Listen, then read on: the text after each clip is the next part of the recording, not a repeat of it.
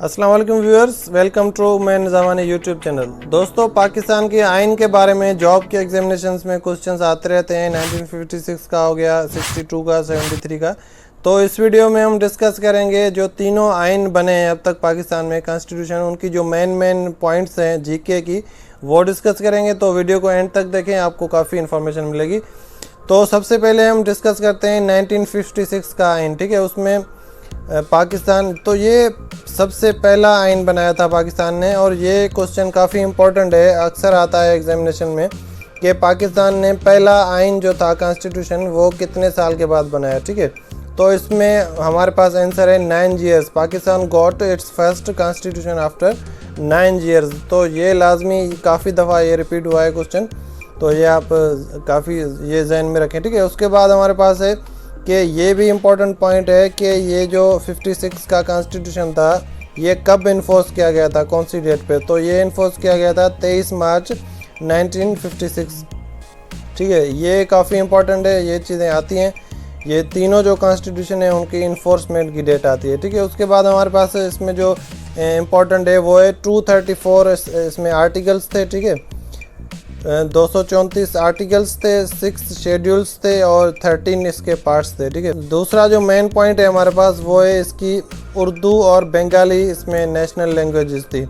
ये भी आ सकता है कि जो 56 का कॉन्स्टिट्यूशन था उसमें नेशनल लैंग्वेजेस कौन सी थी।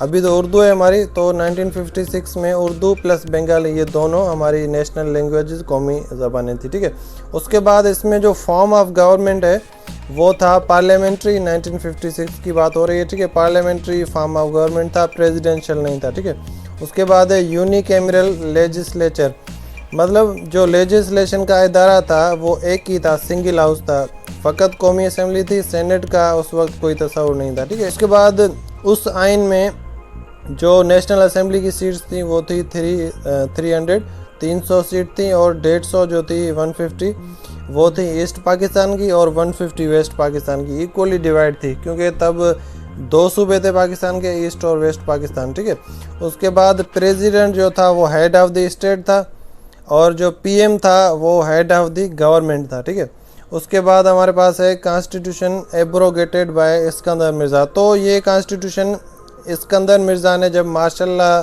इम्पोज़ किया था 7 अक्टूबर 1958 पर, तो उस दिन ये कॉन्स्टिट्यूशन एब्रोगेट हो गया था, मनसूख हो गया था। तो ये 1956 में बना था, 23 मार्च 1956 में, और ये ख़त्म हो गया 7 अक्टूबर 1958 में। तो जनरल फिर क्या हुआ, general Ayub Khan was appointed.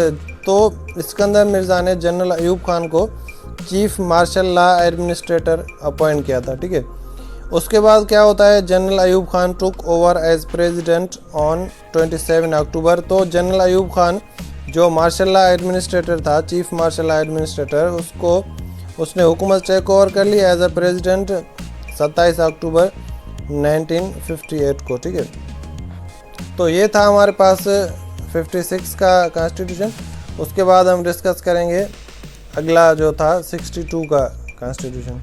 हाँ, तो दोस्तों अब हम डिस्कस करेंगे 1962 का कॉन्स्टिट्यूशन जो था पाकिस्तान का, वो डिस्कस करेंगे। ये इन्फोर्स हुआ था 8 जून 1962 को। ठीक है, अब इसमें कितने आर्टिकल्स थे, 250 आर्टिकल्स थे, 12 यानी 12 पार्ट्स थे, और 3 इसके शेड्यूल थे। ठीक है, अब इसमें क्या था, फॉर्म ऑफ गवर्नमेंट हम पहले डिस्कस कर रहे थे जो 56 का, उसमें था पार्लियामेंट्री, इसमें है प्रेसिडेंशियल। इसमें प्रेसिडेंट को बहुत सारे इख्तियार दिए गए थे, उसको हम आगे चल के डिस्कस करेंगे। और इसमें क्या था, यूनिकैमरल लेजिस्लेचर, बिल्कुल जो 56 वाला काम है वही है, सिंगल हाउस, मतलब सेनेट का कोई तस्वर नहीं था, फ़कत नेशनल असम्बली थी एक, उसमें कानून साजी होती थी, एक ही इदारा था कानून साजी का। ठीक है, उसके बाद हम देखते हैं प्रेसिडेंट को कितने अख्तियार दिए गए थे। प्रेसिडेंट था इसमें हेड ऑफ़ द स्टेट, जो वो तो 56 वाले में भी था, और इसमें उसके साथ साथ चीफ एग्जीक्यूटिव भी था मुल्क का। वैसे चीफ एग्जीक्यूटिव पीएम को बोला जाता है, पीएम के पास चीफ एग्जीक्यूटिव के इख्तियारात होते हैं, लेकिन जो 1962 का आइन था उसमें प्रेसिडेंट भी था, प्रेसिडेंट हेड ऑफ स्टेट भी था और चीफ एग्जीक्यूटिव भी था। ठीक है, तो समझ लें कि पीएम के बराबर उसके पास पावर थे। और क्या था, governors ministers appointed removed by him. President को ये इख्तियार था कि गवर्नर्स और जो मिनिस्टर्स थे उनको अपॉइंट भी कर सकता था, उनको रिमूव भी कर सकता था। उसके अलावा कैन प्रोमोलगेट ऑर्डिनेंसेस, ऑर्डिनेंसेस वो इशू कर सकता था। Can veto against legislated laws, कि अगर कोई असेंबली लॉ पास करती है तो उसको प्रेसिडेंट को अख्तियार था कि वो वेटो कर दे, उसको रद्द कर दे। उसके बाद क्या होगा, only overridable by 2/3 of national assembly member. अगर प्रेसिडेंट ने वेटो कर दिया एक बार तो उसके बाद कौमी असेंबली की 2/3 मेजॉरिटी चाहिए उस कानून को दोबारा पास करने के लिए। अब only be removed by impeachment resolution passed 3/4 of national assembly member, कि अगर सदर को हटाना हो अपने कुर्सी से तो उसके लिए इम्पीचमेंट का बिल पास करना होगा। कितनी अक्सरियत से? 3/4 अक्सरियत से। तो आप देख सकते हैं कितनी भारी अक्सरियत चाहिए थी एक प्रेसिडेंट को इस आइन के हिसाब से हटाने के लिए, ठीक है।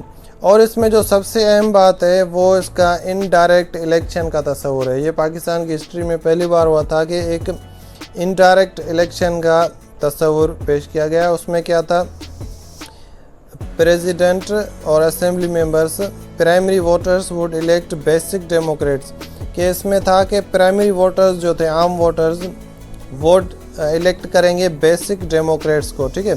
और बेसिक डेमोक्रेट्स आगे चल के would elect president plus assembly members, ठीक है। और जो बेसिक डेमोक्रेट्स थे उनका काम था कि वो प्रेसिडेंट और जो बाकी असेंबली के मेंबर्स हैं उनको वो इलेक्ट करेंगे, ठीक है।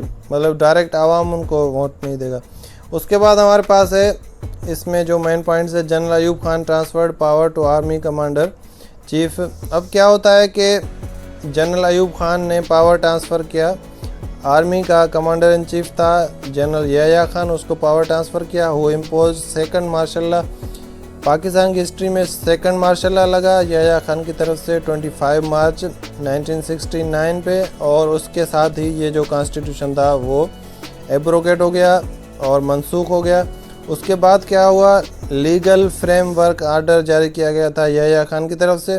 तो ये भी काफ़ी दफ़ा टेस्ट में मैंने क्वेश्चन देखा है, LFO पूछते हैं किसने रिलीज़ किया था, किसने जारी किया था। तो LFO लीगल फ्रेमवर्क ऑर्डर ये जारी किया गया था याह्या खान की जानिब से, कब, 30 मार्च 1970 को, ठीक है। तो ये इलेक्शन करवाने के लिए LFO उसने साइन किया था। उसके बाद क्या होता है, 1 यूनिट को एबोलिश किया। 1 यूनिट जो था वेस्ट पाकिस्तान को एक सूबा करार दिया गया था और ईस्ट पाकिस्तान को दूसरा। तो इस 1 यूनिट का ख़ात्मा किया ये याह्या खान ने 1970 में, ठीक है। उसके बाद क्या होता है, जनरल इलेक्शन होते हैं पाकिस्तान की हिस्ट्री में। फ़र्स्ट टाइम जनरल इलेक्शन आम इंतखाबात होते हैं, कब, दिसंबर 1970 में। और उसके साथ ही आपको पता है अवामी लीग थी जो शेख मुजीब की, उसने अक्सरियत ली थी 1970 के इंतखाबात में और उसको हुकूमत ट्रांसफ़र ना की गई। उसकी वजह से जो ईस्ट पाकिस्तान था वो सेपरेट हो गया 16 दिसंबर 1971 को, ठीक है।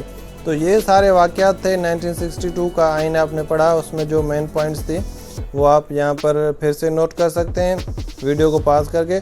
तो अब हम देखेंगे अभी जो करंट हमारा आइन चल रहा है 73 का, उसकी जो मेन पॉइंट्स है उसको हम डिस्कस करेंगे। हाँ तो दोस्तों अब हम डिस्कस करेंगे 1973 का आइन। तो दोस्तों इसमें जुल्फ़िकार अली भुट्टो का मेन रोल था इस आइन को पास करवाने में और इसको बनाने में। तो ये इसकी ये डेट आप जहन में रखें, ये इन्फोर्स किया गया था 14 अगस्त 1973 को, ठीक है। और इसमें जो है वो 280 आर्टिकल्स हैं इसमें, ये भी इम्पोर्टेंट है। और 12 चैप्टर्स हैं, 7 शेड्यूल्स हैं, ठीक है। तो ये शेड्यूल्स और चैप्टर्स को आप याद ना भी करें तो इसको 280 आर्टिकल्स, ये क्वेश्चन आता रहता है टेस्ट में, इसको आप ज़रूर याद रखें कि 1973 के कॉन्स्टिट्यूशन में 280 आर्टिकल्स हैं, ठीक है।